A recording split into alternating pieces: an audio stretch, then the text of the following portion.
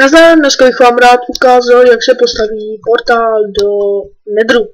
Takže budeme na to potřebovat 14 obsidiany, diamantový gumpáč, když si něco podělám, a zapalovač. Takže 1, 2, 3, 4, jo, a potom takhle, myslím, že já to všechno pak spočítám, tak, takže tady takhle 4, potom nahoru 1, 2, 3, 4, 5, zase 4 a zase takhle 5, jo. Takže takhle budete mít tohle, krumpáčem to ještě tak rozbět. A zapalovačem kliknete lehce pravým. Udělám vám takovýhle gate. Jo? Takhle to vypadá. Potřebujete na to myslím, že 14 obsidianů. Já se podívám.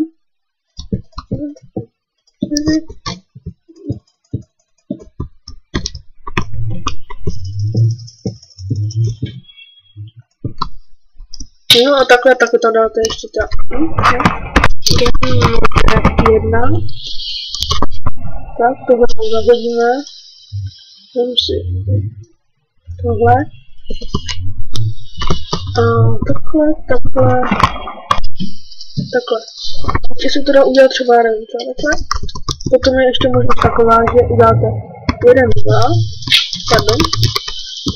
2. A ulečíte si to tím, že tam dáte jako dřevo.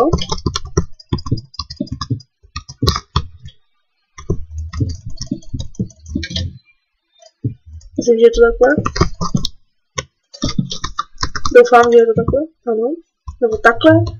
Nebo to jde udělat taky takhle.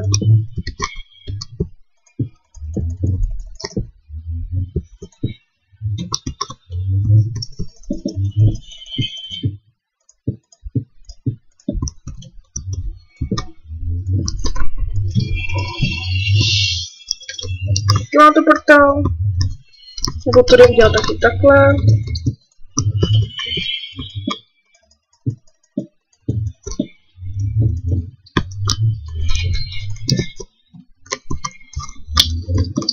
Takhle.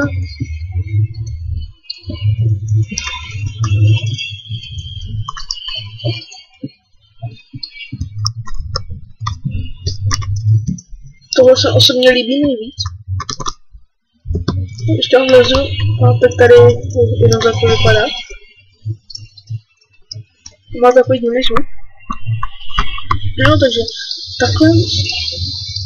takhle. A to je všechno, tak. Čau.